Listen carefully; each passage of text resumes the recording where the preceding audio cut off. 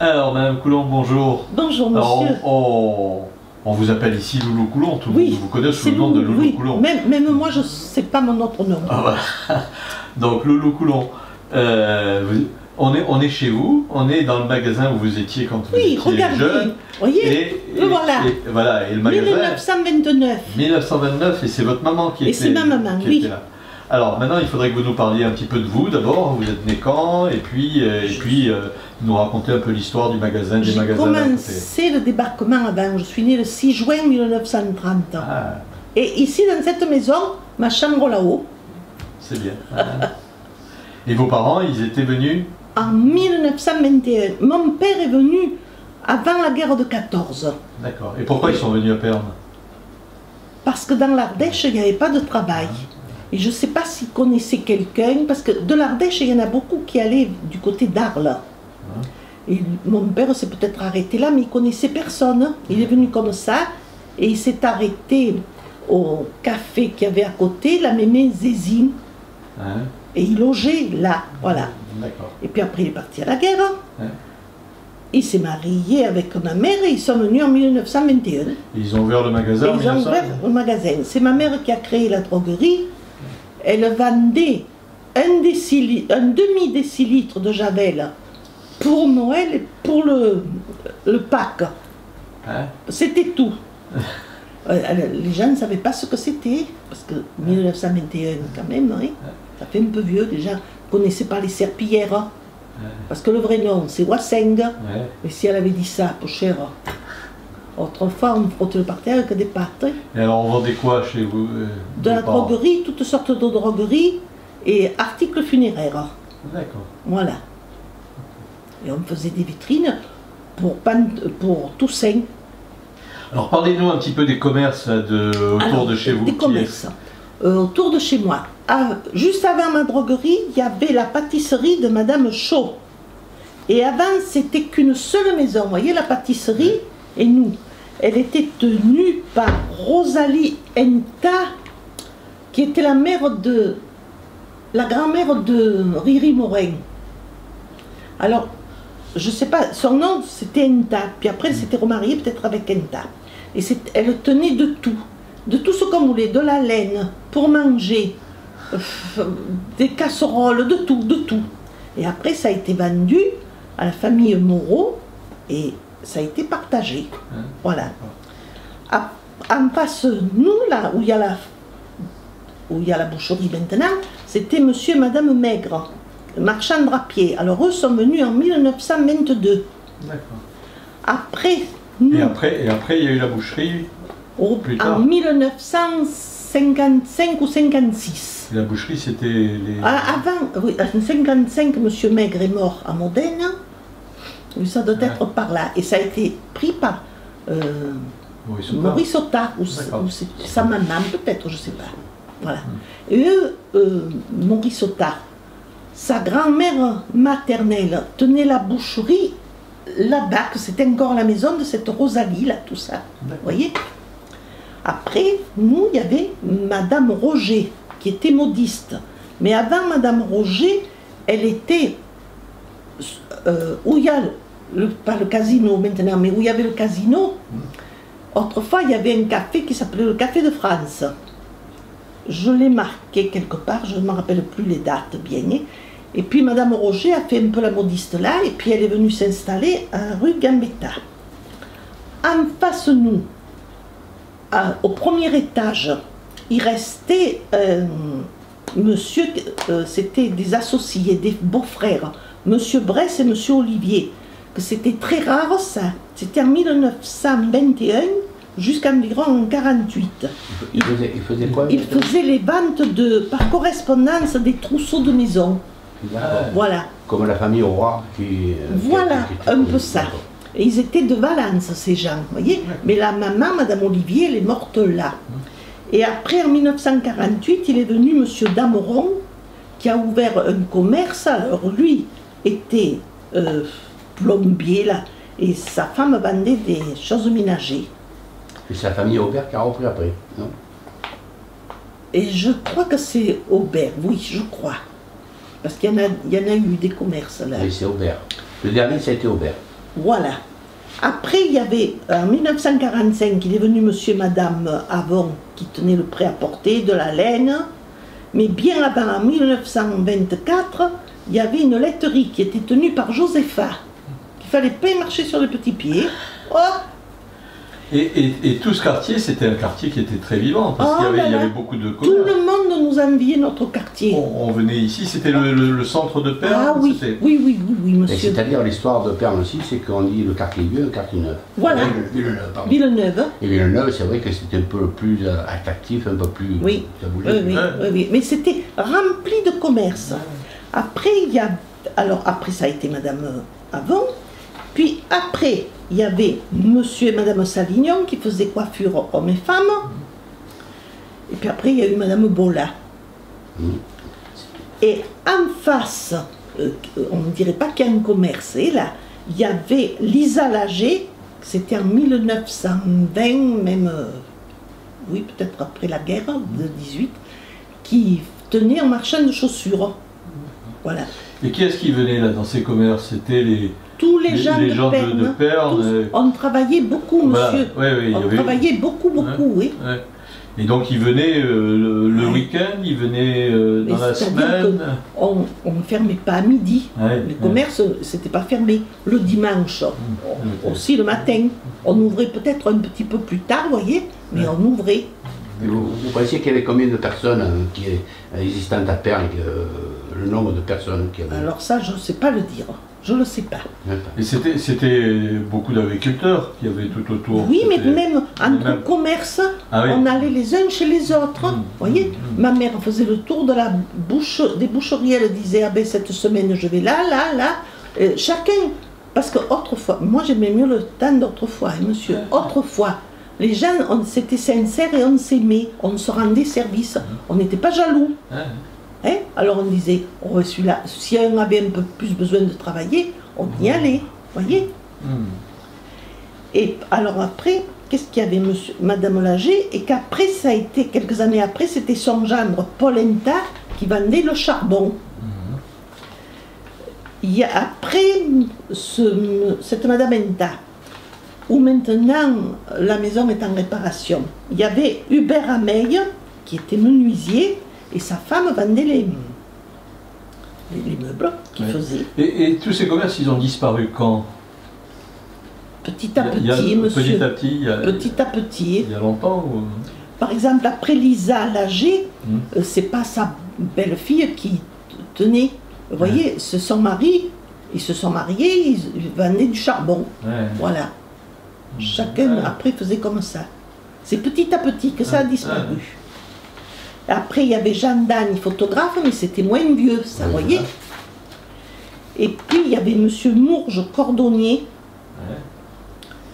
Et après monsieur Mourge, la maison qui fait l'angle de Dédé Rameil, de Dédé Farel, alors, pas la fille, qui est gendarme à Valence. Il y avait une boucherie. Et là, c'était très rigolo parce qu'il y a les photos. Il y a un perroquet. Et il répétait tout. Alors il y avait une femme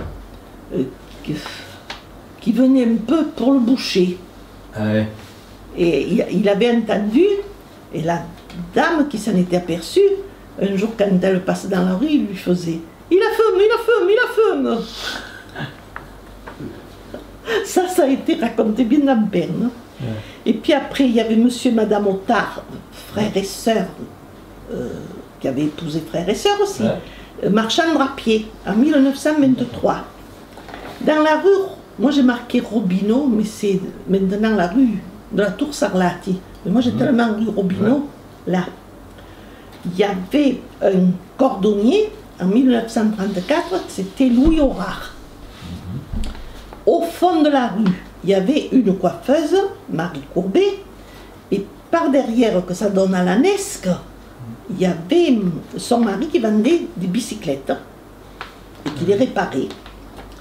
La rue des Allemands, là, il y avait monsieur Farel et ses deux fils, ils faisaient les tombereaux, ils charriaient là tout ce qu'on avait besoin. Dans la rue des Prieurs, c'est toujours par là, mais les petites rues, il y avait monsieur Bonnet je ne me rappelle plus de son prénom, qui était élagueur et marchand de bois.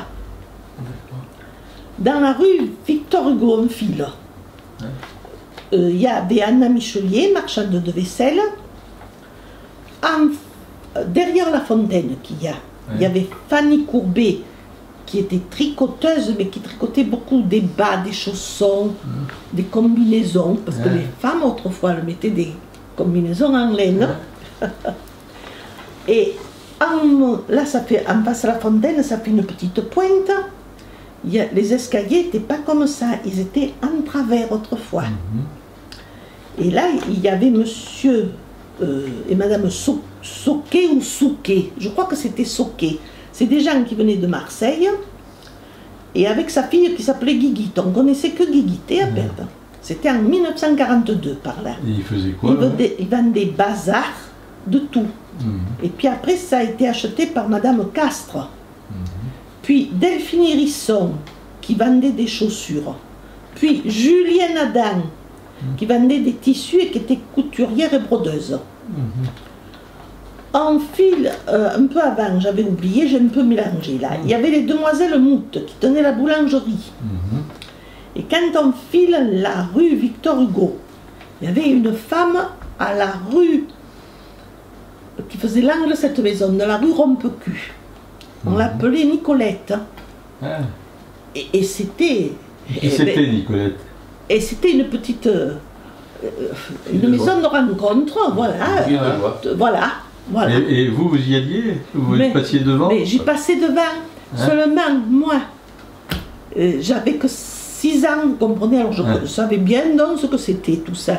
Mais j'avais remarqué, parce que je remarquais beaucoup, qu'il y avait des fois 1 ou 2 hommes qui attendaient et un balai pendu. Et moi, par ce balai pendu, j'étais intriguée. Alors, la dame qui me gardait, qui s'appelait Régina, je lui disais, dis Nana, pourquoi Nicolette pend son balai? Alors on me disait, ben, c'est pour le faire sécher, tu vois, la laver.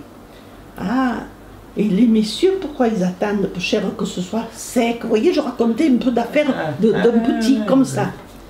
Et puis après, ben, j'ai bien compris. Et vous avez compris alors après. Quand il y avait le balai, c'était pris. Et elle avait du monde, Nicolette? Ah oui, il y avait du monde. Parce que c'était, il n'y en avait pas comme maintenant. Après, il y avait monsieur Nal qui faisait le boulanger. Alors, Nal, je ne sais pas si c'était son prénom. On lui disait Collet aussi. Mais je ne sais pas son nom. C'était la boulangerie. Il y avait monsieur et madame Méchain qui faisait boulanger. Après, il y avait monsieur, en face, il y avait monsieur Bajol, coiffeur. C'était un coiffeur pour homme ou pour femme? Pour homme. Après, ça a été monsieur Carretier. Qui a pris la suite. La succession. Après, ça a été un peu plus loin. C'était Joseph Courbet qui était cordonnier et qui sculptait. Vous voyez, il m'avait fait cette canne pour quand je serai vieille. Je ne suis pas encore vieille. Après Joseph Courbet, où il y a le magasin, le dernier magasin, c'était monsieur Paul Farel qui le tenait avec sa femme. Alors avant, il y avait un monsieur qui s'appelait Nourri, qui faisait des bas et les corsets orthopédiques. Et après Paul Farel, voilà. Un peu plus loin, quand on tourne là-bas, il y avait une boucherie qui était tenue par Marie Bétrémieux et son mari. C'était environ en 1946. Vous y demandiez un beefsteak, elle vous le donnait dans la queue de la vache. C'était un beefsteak. Il y avait beaucoup de boucheries alors? Ah oui. Il y avait aussi... Oui. Et il y avait les abattoirs? Oui, les abattoirs étaient là-bas au fond. Voilà, et ils abattaient la viande. Oui, un jour un taureau s'était échappé. Oui. On allait les voir tuer, nous, les bêtes. Oui, mais en plus on voyait le sang couler dans la rivière. Et le sang couler dans la rivière, oui. Et en face de cette Marie Bétrémieux, il y avait Madame Régnier qui tenait une épicerie. Mais avant Madame Régnier, je ne l'ai pas connue, je ne m'en rappelle pas du tout, mais je l'ai entendu parler que c'était Marie Audibert qui le tenait. Je crois qu'il y a encore ces petits enfants qui sont au Coudoulet. Qui font quoi? Qui habitent? Ils habitent au Coudoulet Mais cette épicerie était tenue maintenant, il n'y a plus rien, c'est une maison d'habitation. Et puis, après cette Madame Régnier, il y avait une boulangerie qui était tenue par Monsieur et Madame Mours. Après, c'était Monsieur et Madame Claverie. Et cette Madame Mours, elle faisait très rire. Elle était grosse et elle pensait qu'à manger. Et alors, elle disait, moi je chante tout le jour. Mon petit ventre, réjouis-toi, je ne vis que pour toi. Après, on monte la rue Raspail. Excusez-moi, mais quand il y avait la boulangerie, vous avez parlé la dernière fois. Mours. Oui. Il n'y avait pas une alimentation qui était à l'angle, qui était je me souviens que j'étais jeune, c'était la maison de Monsieur Lévy qui avait... Eh bien, c'est celle-là que c'était tenue par Madame Régnier. Voilà. Et puis, avant Madame Régnier, même, c'était Marie Aubert. Oh, Marie Audibert. D'accord. Voilà. Voilà. Alors, dans la rue Raspail, il y avait Madame Baudin, qui est encore sa fille, qui est de mon âge. Elle tenait une épicerie. Puis après, ça a été Madame Daignier et puis Madame Gamet. Un petit peu plus loin, il y avait Monsieur et Madame Thor, que son père faisait le facteur. C'était une épicerie, puis après, ça a été un marchand de chaussures. Je ne me rappelle plus du nom de la chaussure. Dumas, voilà. En face, il y avait Madame Mourge, corsetière, et elle faisait vêtements et mercerie. Je vous raconterai une anecdote de chez Mourge après. Et puis il y avait un peu plus loin, Monsieur Rouquet, presque à la porte Saint-Gilles, Monsieur Rouquet qui faisait l'horloger. Un peu en face, il y avait la boulangerie, c'était Monsieur Ravotte. Là maintenant où c'est démoli, qu'il y a une jolie maison avec une cour, c'était Monsieur Jouve qui était ferblantier et sa femme tenait un magasin d'articles ménagers, électricité. Et le boulanger, M. Ravotte, son épouse était institutrice. Oui, voilà, Mme Ravotte. Tu devais y être du temps que... je pense. Et voilà. À la porte Saint-Gilles, alors, là, en tournant à gauche, il y avait M. et Mme Berthiaud qui tenaient une boucherie en 1934. Et après cette boucherie, ça a été l'épicerie Contadine. D'accord. Puis après, je ne me rappelle plus tout ce qu'il y a eu parce que ça a pas mal changé. Ouais. Après, ça, c'était à gauche. À gauche. À gauche. Oui. Oui, une agence immobilière maintenant. Oui, à l'agence voilà, immobilière. peut-être. Ouais. Ça a beaucoup changé. Comment? Et la papeterie. Un peu plus loin, voilà. Après, je vous parle de la porte Villeneuve. Ouais. Alors, à la porte Villeneuve, à l'avenue Jean Jaurès, il y avait monsieur et madame Prat, Gaëtan et Clémentine, qui tenaient un casino qui s'est ouvert le 6 juin 1930. Et bien avant le casino, il y avait le Café de France, vous voyez, qui était de 1919 à 1929. Et là, c'était Madame Roger qui faisait modiste chapelière. De l'autre côté du pont, du porche, il y avait une pharmacie, Monsieur et Madame Vedovini, mais bien avant, c'était un doc vauclusien. Je m'en rappelle tout juste. Qu'est-ce que vous appelez doc vauclusien? Qu'est-ce qu'il faisait exactement? Épicerie, si on voulait dire. Voilà. Après cette chose, il y avait Mademoiselle Virginie Escouffier et son père qui tenait le bureau de tabac. Après, ça a été Thierry Horse. Avant, il y a eu Notre-Dame, là. Et puis, il y a eu Thierry Horse. Et puis, il y avait Monsieur et Madame Brun, boucherie. Qui après, ça a été Madame Point. Oui, il y a le cordonnier maintenant. Voilà. La maison, après, où ça fait une petite terrasse avant le café, il y avait, dans la guerre de 39, c'était le percepteur, Monsieur Carré. D'accord. Le café, après ce percepteur, il y avait le café, que maintenant je ne sais plus comment il s'appelle, je ne sais pas. Il était tenu par une dame qu'on appelait Mamé Zézine. Et puis après, ça a été Monsieur Paillard, puis Durand. Après, c'était l'épicerie Ricard et Jourdan qu'on appelait Blanquette. Je ne sais pas. Et pourquoi? Je ne sais pas si elle s'appelait Blanche, qu'on lui disait Blanquette, je ne sais pas du tout. Il faudrait le demander à Marie-Blanche, elle le saurait. Et puis, en montant le Couchadou, l'avenue Jean Jaurès, il y avait monsieur Gabriel, madame Gabriel qui vendait des vaisselles et fusils, et son mari, monsieur Gabriel, on l'appelait Marquet. Mais sa femme ne voulait pas qu'on lui dise. Hein. Je ne sais pas pourquoi on l'appelait Marquet. Je ne sais pas du tout. Il était ferblantier, chauffage central et tout.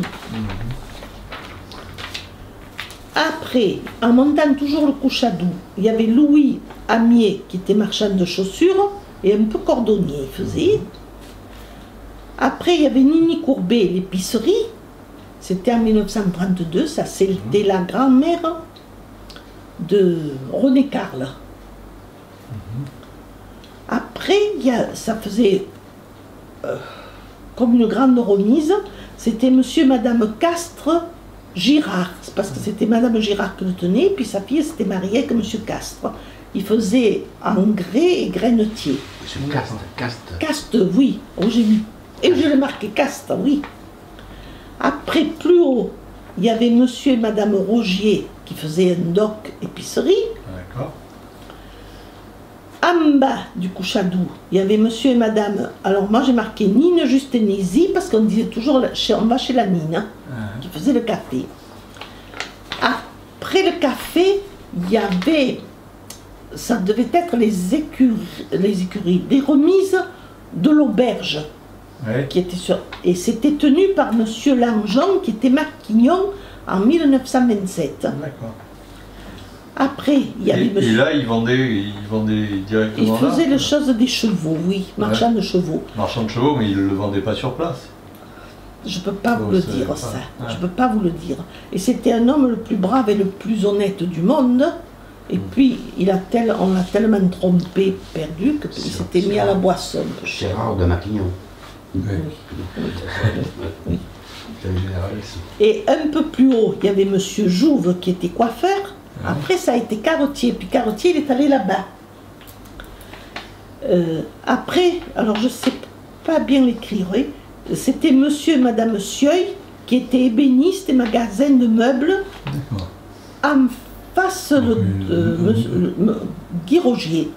Et je crois qu'ils étaient un peu parents. Là oui, peut-être monsieur et madame Viau, l'ébéniste, là, non? Oui, voilà. Après, il y a eu monsieur Viau, voilà. Et le marchand de meubles de Sieuil, c'était 1932.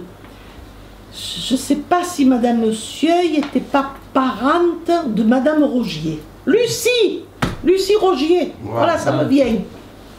Un peu plus haut, il y avait madame Adam qui vendait des tissus et vêtements, toujours en 1932. Et juste avant, ou après, avant madame Adam, il y avait monsieur Rogier qui était maçon. D'accord. Ouais, voilà. Après, je suis allée dans la rue de la République, ça me vient après, dans la rue de la République, là, à Perne. Ouais. Alors, en tournant de la rue Gambetta, à gauche, il y avait mademoiselle Andrea Michelier, qui était coiffeuse pour dames en 1925. Et puis après, en face Andrea, il y avait madame Mourge, qui était brodeuse. D'accord. Dans la rue de la République, alors, à droite, il y avait monsieur et madame Casier, qui marchand de poissons, alors ambulant, il vendait tous ses affaires sur sa charrette, tirée par son mulet. Et monsieur Casier, c'était deux infirmes, tous les deux, mais ils avaient, vous savez, travaillé. Ils ne voulaient pas être à la charge. Il récupérait le poisson où je ne sais pas vous dire, je ne sais pas. Et lui, sa charrette allait un peu à droite, un peu à gauche. Et sa femme était derrière, c'était rigolo à voir. À nous travers, et puis elle lui disait « Casier, à droite ! À droite ! Tu me fais chier comme trois fois !» Parce qu'ils étaient du Nord, faisaient rire. Mais c'était des braves gens. Après, il y avait madame Bernard et madame Léon qui vendaient des bonbons. Que les petits s'en souviennent. Voilà. En filant un peu plus loin, il y avait monsieur Maire qui était photographe. Et puis après, il est venu aussi s'installer au Couchadou. Mais il a démarré là-bas. Et il n'y avait pas un monsieur qui était assez renommé, c'était monsieur Kiki Blachier. Si, enterre-mort. Non. Voilà. Il faisait quoi? Enterre-mort. Croque-mort, oui, Ah ouais. oui. Mais vous savez, si on était malade, il venait un peu avant. Kiki Blachier. Ouais. Oui. Et en filant, alors la maison de... Oh mon Dieu, les personnages là, l'ancien hôpital de Perne. L'hôtel de Crillon? Oui, Non, voilà. Ouais. En face, il y a une maison qui fait l'angle. Ouais. Alors là, c'était tenu par un boulanger, une boulangerie, c'était 1920, même peut-être avant. Ouais. On l'appelait, c'était Monsieur Michel, et on l'appelait à Perne le Cornan, je ne sais pas pourquoi. Ouais. Voilà, enfin, maintenant s'il ne faut Oui, pas ça. le dire, tant pis. Et après cette boulangerie, il y avait un cordonnier, mais impossible de me rappeler de son nom. Sa maman s'appelait Martine, tu en as jamais entendu parler? Non. C'était Non, ça me dit rien. Non, voilà. Je ne peux pas le trouver, mais il y avait un cordonnier. Si ça me vient un jour, je le dirai. Après, on file aux Augustins. Il y avait Mademoiselle Farger, droguerie et articles funéraires. Alors, après, maintenant, où il y a le petit restaurant, là, je ne me rappelle plus comment il s'appelle, Au fil du temps. au fil du temps, il y avait Monsieur et Madame Voller qui faisaient l'épicerie en 1929 et sa fille Odette était à la poste, elle était postière. D'accord. Et la poste, elle était où alors? Au Couchadou, Au Couchadou. Ah ouais, d'accord. où il y a le crédit agricole maintenant. Ouais. Ça avait été repris aussi après par monsieur et madame Molinas, qui avait fait... Oui, voilà. oui. Après Odette Voller, ça a été Et Henriette. après, ça a été repris après pour une épicerie qui était la maison de monsieur et madame Sanchez. Oui, voilà. Et après, il y avait Monsieur Martin, que lui était peintre en bâtiment, et sa femme Bibi. tenait le magasin de peinture. Et appelé Bibi. Voilà. Il s'appelait c'était en 1929 et son fils était de mon âge, Guy. Qui s'est pendu. Et rue de Branca, il y avait Monsieur Sorbier qui était menuisier. Rue Raspail, il y avait Monsieur et Madame Otard Pierre. Ouais. C'était les grands-parents de Maurice Otard. C'était en 1920. Puis son fils, Et il faisait quoi? Otard Fernand, boucherie. Là aussi, il y avait une La boucherie. boucherie. Oui, il y avait beaucoup. On devait manger beaucoup de viande. Ouais. Boucherie, épicerie. Là, Voilà. on dit boucherie, épicerie, boulangerie. Voilà.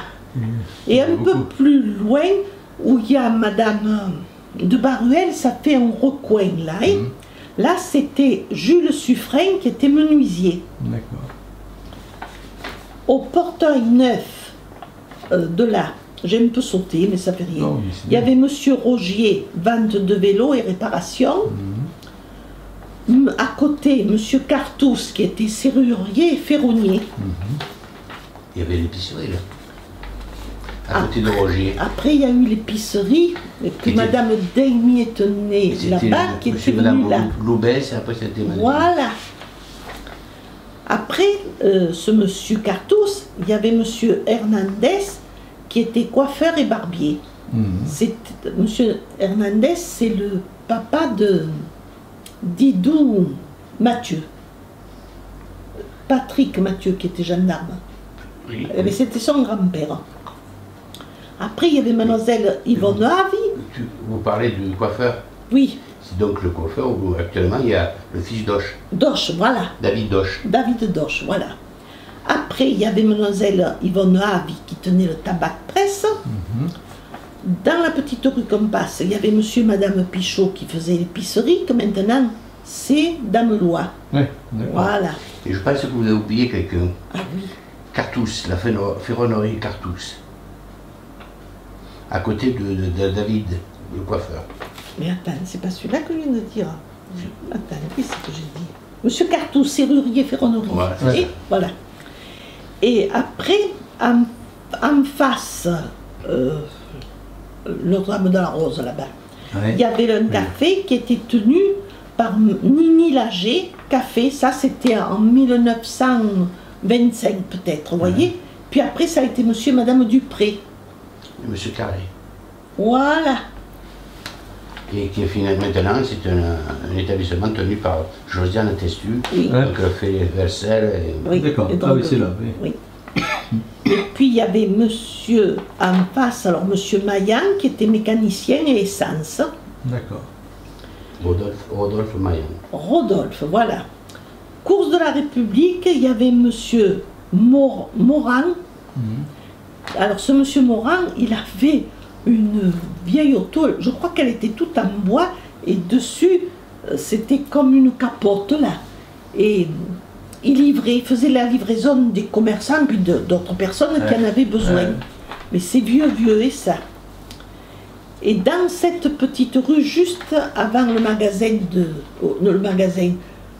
où il y a la maison de Coluche, il y avait, alors la rue, comment vous avez dit qui s'appelait la rue? Je ne me rappelle plus. Où il y avait ce Potalo. Et qui c'était le Potalo? Alors Potalo, je vais vous raconter de Potalo. On reprendra les commerçants. Eh bien, il y avait monsieur un fer blandier en 1924, je ne peux pas me rappeler de son nom. Ouais. Et dans cette petite ruelle, il restait un monsieur et une dame qui s'appelaient Potalo. Ouais. C'était leur nom. C'était je pense que c'était leur nom, parce que moi j'ai toujours dit quand elle venait au magasin, bonjour madame Potalo. Il me semble que ça avait été un surnom, elle ne l'aurait pas accepté. Et il y avait monsieur Guille qui faisait l'écart après monsieur Ayot. Et c'était chez la Nine qu'on déposait les colis. Le bar. Oui. Et ce monsieur Guille, on lui disait, monsieur Guille, vous iriez à tel endroit à Avignon chercher une commande. Il nous l'apportait, il était très très très gentil. Mais des fois, il fallait se déplacer, j'y allais à Avignon. Et ce jour-là, il me dit, oh, il se tenait comme ça. Oh, petite, que tu ne me rendrais pas un service? Je lui dis, ben si, monsieur Guille. Il m'a dit, il y a un homme qui a apporté des colis, et je souffre tellement, je suis tout pris là, je ne peux plus bouger. Tu m'aiderais à les charger? J'ai dit, ben oui, je vous les charge dans votre cas. Alors, il soulevait une affaire là, de côté des cas, et on le fichait comme ça. Mais c'était des cartons? Oh, non, c'était des sacs comme en jus, moi je vous les voyais d'affaires comme ça. Et c'était des paquets un peu comme ça là. Il devait bien y en avoir 6 ou 7. Et je lui ai tout mis. Alors il me dit, oui, mais je vais te demander un grand service. Eh bien faites, puisque je vais à Avignon. Il me dit, parce que cet homme, il y a un copain qui vient le chercher au bord du Rhône, qui lui chargera ses colis. Tu pourras les décharger. Puis je lui ai dit, oui, je vous aiderai. Il me dit, mais j'enfreins un peu parce que je sais pas, et je le fais pour y rendre service, parce que moi, normalement, je dois m'arrêter au car Arnaud, au car Renault. Mais là, je vais faire le détour un peu, j'espère de ne pas être attrapé pour déposer les colis, faire plaisir. Et quand on arrive à Avignon... Et qui c'est qui lui avait donné les colis? Et c'est M. Potalo, il avait tout porté avec des brouettes. Moi, je l'avais vu qu'il le charriait avec des brouettes. Il le mettait chez la Nine, mais je m'en étais pas trop. Je ne savais pas ce que c'était. Mais après, quand il m'a demandé, j'ai dit, oh, c'est les affaires de Potalo. Bon, tant pis. Hein. Et quand on arrive à Avignon, je commence à décharger et lui, il faisait comme ça. Alors j'ai dit, oh, monsieur Potalo, venez un peu m'aider à décharger. C'est à vous, ça, allez, aidez. Et il m'a aidé pour ça. Et c'était après le pont Saint-Bénézé, mais je le revois à cet endroit. Il y avait comme un peu de l'herbe là, vous savez, des choses. Et on a déposé ça là, puis il nous a bien dit merci, au revoir, il faisait.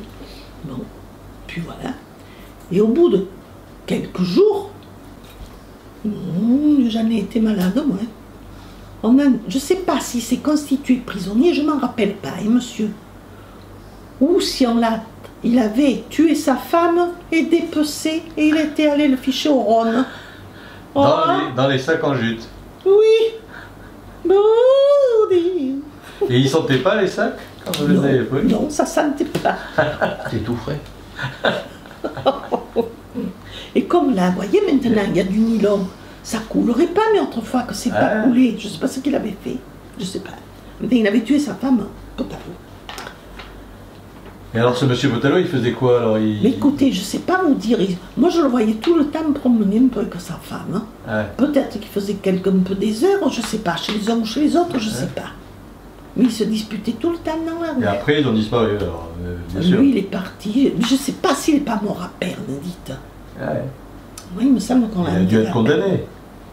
Mais à la mairie, on le retrouverait, ça. Ah, Vous voyez la mort de Bottalo. On va chercher sur les journaux, ça dit. Au cours frisé, c'est plus cours frisé qu'on l'appelle, ça, c'est... Je ne me rappelle pas. Pour friser, c'est là. C'est là. C'est quoi, Frédéric? C'est le cours frisé, toujours. Ouais. Il y avait M. Pascal Rousse. Au bord de la Nesque. Voilà, de l'autre côté, après le syndicat d'initiative. Et bien juste après, la maison après, il y avait M. Pascal Rousse qui tenait Grainetier, c'était en 1932. Alors là, c'était M. Ayot, un peu plus loin, qui faisait l'écart, vous voyez, et ça, après ça a été pris par Paul Guille. C'est lui qui a eu la charge du corps. Et sa femme de M. Ayot s'appelait Angéline, elle faisait couturière. Hein. Sur la route d'Avignon, là, il y avait les mesdemoiselles Marguerite et Noémie Ricard qui tenaient l'auberge, et après ça a été le neveu Henri Ricard. En face, juste après la chapelle, il y avait mademoiselle Desvin qui était modiste et vendait des chapeaux. Vous voyez que les gens portaient beaucoup de chapeaux. Après, plus loin sur la route d'Avignon, il y avait M. Coursier qui vidangeait les fosses avec un seau et il les vidait dans des grands tonneaux qu'il avait avec sa charrette et sa jument. Il parfumait les rues. Après, tout le monde sortait avec du grésil et on désinfectait au grésil. Et il y avait aussi Madame Vidot qui était matelassière et cardeuse. Il y avait Monsieur Gabriel Martin qui était bourrelier. Il y avait Monsieur Frégière, mécanicien et essence. Il y avait une station d'essence. Oui, voilà. Tout ça sur la route d'Avignon. Toujours sur la route d'Avignon. Après, il y a eu... Après le pont, après le... Mon père, comment il s'appelait? Qui sont morts tous les deux, Germaine. Mon Dieu. Sur la route d'Avignon, c'était à quelle hauteur? C'était là où il y a le kebab maintenant. Ouais. D'accord, ok. Où il y avait la pâtisserie. Journaux. Voilà. Voilà. Après M. Frégère, ça a été Journaux.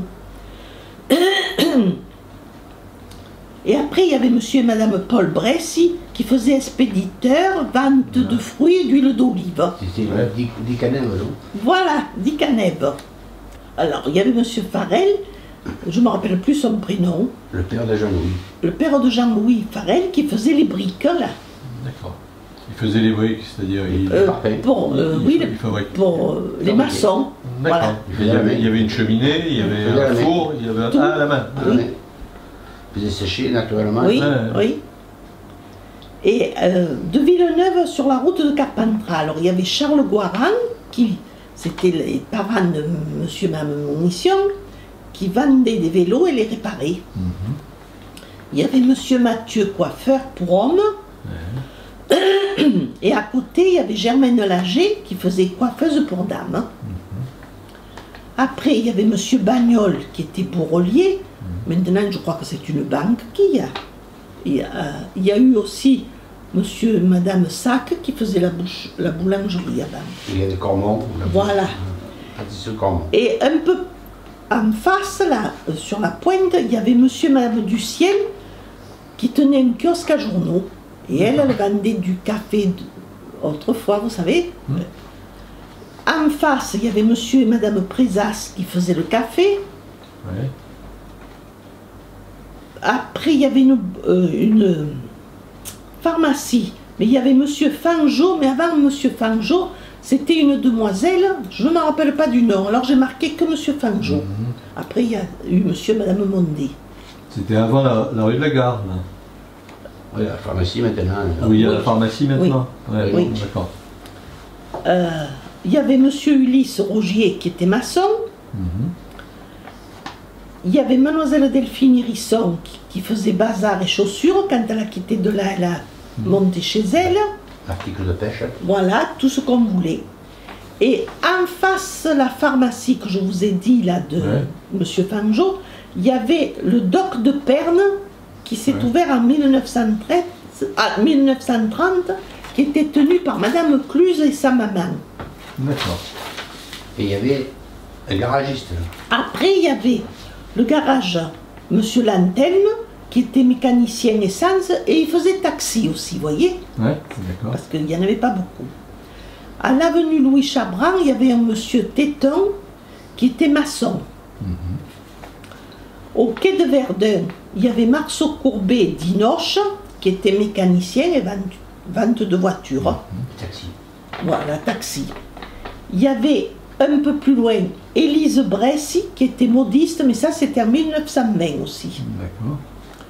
Et il y avait Yvon Vigne, qui était menuisier juste un petit peu avant, à la place de l'église, de l'église de Notre-Dame. Notre-Dame. Ah oui. Voilà. Il y avait Madame Favet, qui était repasseuse, ça devait être en 1926-27, vous voyez, parce que les communiantes, on lavait les obes et tout, mais pour les repasser, elle le faisait. Et son mari, Monsieur Favet, il faisait les réparations de machines à coudre, les machines à calculer, les fusils. Il y avait Victor Bérard, qui était maréchal ferrant. Rue de Branca, je l'ai oublié. Ah, quand on passe, qu'on va à la mairie, là, ça fait une petite place. Et là, il y avait un café, mais je ne me rappelle pas par qui il était tenu. Juste après, il y a du gars.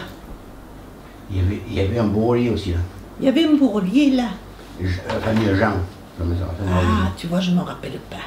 Qui fait l'angle là. Oui. Mais bien avant, parce que ce café, c'était vieux. C'est quand j'étais petite que j'y passais. Connu parce que j'étais dans le quartier.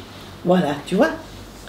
Après, alors à ce café-là, après, il y habitait Monsieur Ginous, qui était un enterre-mort, et il ramassait les ordures ménagères avec un tombereau.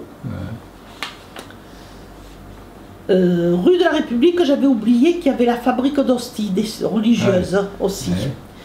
Et rue Victor Hugo, j'avais oublié... Cette fabrique d'hosties, donc elle était là depuis longtemps. Oh, il y a longtemps, oui. C'était un couvent. C'était un couvent, oui. Mais... Vous l'avez toujours connu? Oui, c'était du temps de mon frère, parce qu'elles ont bien connu mon frère. Et mon frère est né en 1924, vous voyez. Elles y étaient. Oui, oui. D'accord. Et dans la rue Victor Hugo, il y a... rue Victor Hugo, là, où il y a l'horloge, là où maintenant où Mario a fait. Autrefois, je l'avais oublié, je l'ai marqué. Il y avait Madame Thomasset qui était aussi modiste. D'accord. Madame Thomasset, tu sais qu'elle gardait souvent des petits de l'assistance. Voilà. Et elle gardait aussi les enfants à l'école maternelle. Voilà. Avec un homme là, vous nous avez fait tout un détail de tous les commerçants. C'est intéressant parce que ça permet de voir que dans cette époque-là, il y avait beaucoup de commerçants. Alors il y avait beaucoup de ferblantiers, il y avait beaucoup de modistes et de boucheries. Donc on travaillait beaucoup, alors ferblantier, tous ces trucs-là, ça travaillait beaucoup aussi pour l'agriculture. C'est-à-dire qu'il y avait beaucoup de travail, monsieur, parce que comme les paysans, tout ça, une pièce claquée, on le portait, il le soudait, il l'arrangeait. Maintenant, on ne vous arrange plus rien. Et alors, puisque vous dites qu'il y avait beaucoup de modistes, il y avait des coiffeurs, etc., les gens étaient riches ou pas? Ah ben, on vivait bien, monsieur, mieux que maintenant. Moi, je vivais mieux autrefois que maintenant que je fais ceinture. Oh, aïe, aïe. J'aimais mieux le temps d'autrefois. Parlez-nous quand vous étiez petite. Oui. Donc, vous viviez ici. Oui. Et vous alliez à l'école où? À l'école. Oh, j'ai des trous, moi. Là. C'était à Jean Moulin? Non. Louis Giraud. Louis Giraud. Louis Giraud. Voilà. Alors, il y avait la maternelle qu'on était en bas. À l'âge de 2 ans, je suis allée à l'école, moi. Et mon frère aussi. Même mon frère, on l'avait pris à 18 mois. Parce que ma mère avait beaucoup de travail ici. Mon père était peintre, elle lui faisait toute sa comptabilité, elle avait le commerce. Elle avait 2 enfants. Et mes 2 grands-pères qu'elle gardait. Parce qu'autrefois, on gardait les parents. Et il y avait quand même l'animation dans les quartiers. Ah oui, il y avait des petites fêtes de quartier. Ouais. Là, à Villeneuve, toutes les années, il y avait la fête de Villeneuve. Ouais. Alors il y avait, si on peut dire, un petit manège, une petite affaire de tourniquet, de rien du tout, mais enfin, on y montait. Voilà. Il y avait un bal, vous voyez, à la paroisse. Il y avait un manège aussi, et puis un bal à la paroisse. Vous voyez, il y avait des petites fêtes de quartier. Et puis autrefois on se réunissait parce qu'il n'y avait pas la télévision, on faisait beaucoup de veillées dehors, on sortait nos chaises chacun. Et nous dans la petite rue Robineau là, toutes les semaines, qui te faisait un gâteau, qui faisait des oreillettes, qui faisait des petits gâteaux, et on faisait la veillée le soir, et on riait comme jamais. Et il y avait les enfants, les parents, tout le monde était là. Tout le monde, oui, oui. Et on s'entendait tous en merveille, c'est pas comme maintenant. Alors j'ai cru comprendre aussi que vous étiez occupé d'enfants. Oui, oui. Qu'est-ce que vous faisiez avec les enfants? J'ai toujours aimé les petits, moi. J'en gardais comme ça, déjà. Mais je les gardais, je me régalais, j'allais chez eux, j'allais les promener, tout ça. Et puis, j'ai fait 7 ans que j'ai gardé les petits à la cantine, de midi à 2 heures. Voilà. À la cantine, à l'école, toujours Louis Giraud? Toujours Louis Giraud, oui, oui. Okay. Et puis, après, alors vous avez vu beaucoup de petits de Pernes, là, que vous les avez connus tout petits. Oui. Et maintenant, ils sont grands-pères, ils me parlent, mais je ne les reconnais pas. Il n'y en a que 6. Et puis alors, quand j'ai fermé mon magasin en 1982, j'en ai gardé des petits, ici, chez moi, voilà. Parce que j'avais ma mère sur un fauteuil roulant, et là, j'avais mis son lit, je la gardais là, et je gardais des petits, 2 ou 3, voilà. Que je vois toujours, que je me régale de les voir. Qui sont plus petits maintenant. Ah non, elles sont maman ou papa, mais ça fait rien, ça me plaît. Et parlez-nous de la guerre, pendant la guerre, comment ça s'était passé? Pendant la guerre de 39, voilà. Vous aviez déjà... J'avais 9 ans. 9 ans. J'avais 9 ans. Donc vous avez vu les Allemands, les Américains. Alors j'avais un peu peur. Monsieur et Madame Chaud, tous les soirs, allaient un petit peu promener. Mais pendant la guerre, il y avait... Comment ça s'appelait? Qu'on ne pouvait plus sortir. Le couvre-feu. Le couvre-feu, voilà. Alors elle me disait, Loulou, viens, on te mène, on va chez ma nièce, Monsieur Cartous, qui était dans l'électricité, où il y a quand on est à la paroisse, là, la petite rue qui file, elle restait là. Alors j'allais avec Monsieur et Madame Chaud le soir, on allait dire bonsoir à Hélène et son mari, Louis Cartous. Et un soir, on se retournait, quand on a été à la rivière, on a eu 3 Allemands qui nous ont encerclés. Et moi, je me suis mis à pleurer. Parce que j'ai dit, je veux voir mon papa, je veux voir ma maman. J'ai cru qu'ils allaient nous tuer. Et Madame Chaud, elle a vu que j'avais peur, et elle aussi, elle a mis ses 2 mains comme ça, puis elle leur disait, camarades, camarades, camarades, camarades, laissez-nous passer, camarades la petite, camarade. Et lui nous disait, les Allemands nous disaient, Rausch, Rausch, on ne comprend pas, vous êtes gentil, vous êtes gentil, vous êtes gentil. Et puis moi j'ai tellement pleuré que Monsieur Chaud m'a pris dans ses bras, et ils nous ont dit qu'on ne pouvait pas circuler, ils nous ont fait comprendre, mais qu'on rentrait vite. On est revenu en courant, voilà. Et quand les ponts ont sauté à peine, parce que là, la maison, vous voyez, là-dessus, c'est une pièce qui est du pâtissier. Hein? Alors autrefois, c'était une chambre de Madame Chaud. Et par notre grenier, on communiquait. Après, on a fait boucher, mais on communiquait. Et là, derrière, il y a leur montée d'escalier, et ça fait une petite voûte. Et mon père disait à ma mère, parce que mon père était mobilisé pour aller garder les ponts à Saint-Saturnin. Il a fait les deux guerres, mon père, la guerre de 14 et la guerre de 39. Il disait toujours, pour que vous risquiez rien, puisque monsieur et madame Chaud ont peur qu'ils veulent qu'on vive ensemble le soir, quand il y a des bombardements, ou le couvre-feu, vous allez chez monsieur et madame Chaud, vous vous mettez sous cette voûte et vous risquerez moins. Alors il y a un escalier, je ne sais pas s'il y est toujours, mais il y avait un gros escalier, on se mettait là, et une chaise, et on était tous les 5 là, parce qu'il y avait Régina qui était là. Et mon père regardait les ponts. Et bien oui, on était 5, c'est ça. Et voilà. Et le jour que les ponts ont sauté, mon père... Vous avez été prévenu ou... Non, il ne savait pas. On était là. Et quand il a vu que ça allait bombarder, monsieur Chaud nous tapait parce que autrefois, à ma cuisine, il y avait une vitre qu'on leur devait le jour. Alors on tapait comme ça et on se parlait. Et lui me prend dans ses bras, mon père. On montait par le grenier pour y aller. Et on avait une corde pour étendre le linge quand il pleuvait. Il tirait et la corde, on m'avait pris là. Et ma mère qui criait, tu me la tues, tu me la tues. Voilà. Et alors, le jour où les ponts ont sauté, ça a fait du bruit? Les vitres, tout était cassé. Tout était cassé? Oui, oui, oui. Alors mon père était vitrier, et bien il a eu du travail. Et après, vous avez fait quoi alors? Tout était cassé, les Allemands sont partis? Il a réparé. Non, mais les Allemands sont partis. Ils sont partis, alors après on est allé, quand les Anglais nous ont délivrés, ça se passait sur la route de Carpentras, là où il y avait la lettre, qui vendait du lait, là, la laiterie, mon Dieu, comment on l'appelait? C'était une vieille fille de vieux garçons, mon Dieu, je ne m'en rappelle plus. Là où il y a la villa, à l'Espérance, où il y a la villa de monsieur Ricard, tu vois pas où c'est? Il y avait plein de camions, et avec ma voisine Lucienne Roger, elle me dit, viens, je t'embarque sur mon vélo.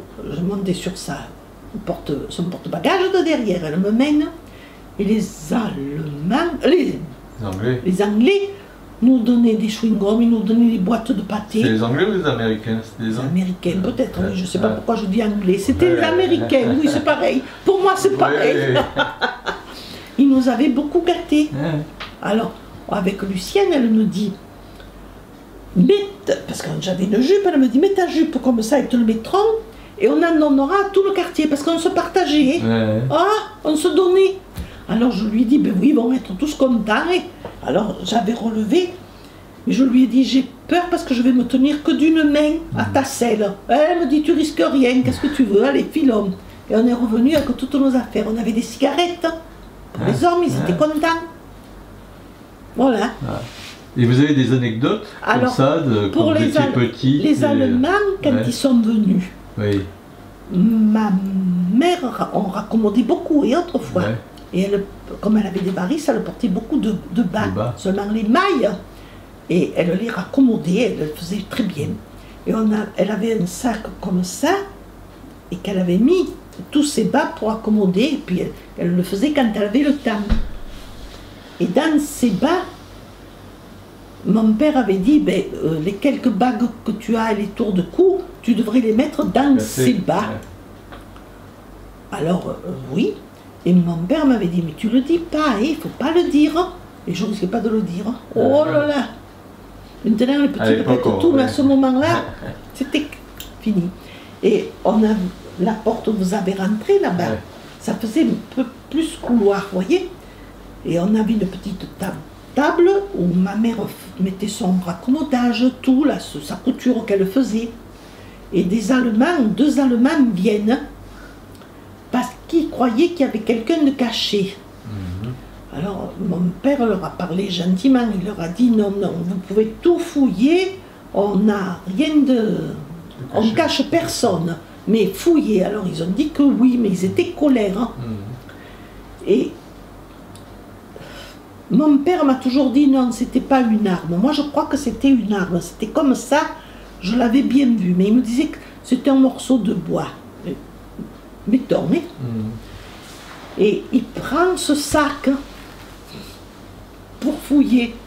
Alors moi je lui ai dit, c'est les bas de ma maman, ils ne tireront pas à toi.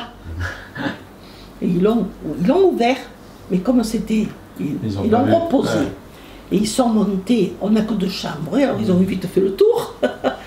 Et dans les chambres, ils nous ont pris des serviettes de toilette, un drap. Les serviettes de toilette, ils en ont bien pris 6 ou 7. Ouais. Ouais, des gants de toilette aussi. Et voilà. Et puis, ils sont repartis, mais gentiment, alors, vous voyez. Et après, ils étaient en ville, vous les voyez quand vous alliez à l'école? Oui, ils circulaient. Oui, ils circulaient. Et ils étaient installés où alors? Je ne m'en rappelle pas. Ils étaient un peu de partout. Mais ils prenaient les logements, les monsieur. Ah oui, c'était ils prenaient des logements. Et l'école... Un endroit où ils étaient tous installés. Ah non, non, non, non, ils étaient un peu de partout. Pas mobilisé non, non, non, non, non, non, non, ils prenaient chez les gens. Et l'école, nous, on ne la faisait plus là pendant la guerre. On la faisait au quai de Verdun, où il y a, que ça fait l'angle là qu'on monte à la rue Rompecu, il y avait des escaliers. On montait par là et ça faisait une grande remise et on nous faisait l'école là. À côté du château d'Anselme. Voilà. J'ai d'ailleurs passé quand on a passé le certificat, c'était là. Vous voyez, on était là. Enfin, ça ne s'est pas passé là, mais c'était pendant ce moment-là qu'on faisait l'école. Puisque vous parlez du certificat, vous étiez nombreux à passer le certificat? Oh oui. En 1930, c'était une bonne chose. Et c'était bien, c'était un... Ah oui, oui, quand oui. on avait le certificat, c'était important. C'était impeccable, ça. Ah. On ne peut pas plus avoir. Hein. C'était déjà beaucoup. Ouais. Voilà. Et après, donc, vous avez repris le commerce de vos parents? Ah ici. Non, c'est ma mère qui l'a voulu jusqu'au bout. Ah oui, moi, je l'ai eu quand... Je l'ai tenu que 7 ans. Alors, je l'ai fermé en 82. 7 ans avant, comptez combien ça fait, voilà, je l'ai tenu que 7 ans le commerce. Et vous vendiez quoi ici? À la mort de mon père, le notaire nous a dit on va arranger les affaires. Alors le commerce sera à la maman, puisque c'est elle qui l'a créé, et toi tu auras la maison. Voilà. On s'arrangeait, on vivait ensemble. Alors quand j'ai voulu commencer un peu à servir, ma mère m'apprenait, mais elle me disait, tu sais, il faut avoir l'œil partout. Tu fais bien attention. Alors, je faisais attention. Et là, j'avais des suspendus, mes éponges. Naturel. Et on coupait au ciseau, on prenait l'éponge qu'on voulait. Et il y avait une dame de Perne, je nomme pas, et monsieur, parce qu'il y a encore de la famille, alors je nomme pas. Je lui dis, elle me dit, oh mais attends, je choisis, serre la dame après. Alors je servais la dame après, mais je la regardais un peu de coin. Et avec son pied, elle a ouvert son sac qu'elle avait mis par terre, elle a fait tomber une éponge, et elle referme son sac avec le pied. Et elle me dit, tiens, voilà, maintenant j'ai choisi, loulou, je prends celle-là. Bon, voilà. Et puis elle m'a pris un paquet de lessive. Alors on faisait les comptes, monsieur, sur un bout de carton, sur un bout de papier, et voilà, l'éponge. Et alors elle me dit, tu te trompes, je lui ai dit, ah non, je ne me trompe pas madame, j'ai compté l'éponge que vous avez pris avec votre main et l'éponge que vous avez pris avec votre pied. Et le paquet de lessive, il y avait ma mère quand même, qui était derrière là, qui écoutait un peu, mais elle a dit, je la laisse se débrouiller pour voir ce qu'elle va faire.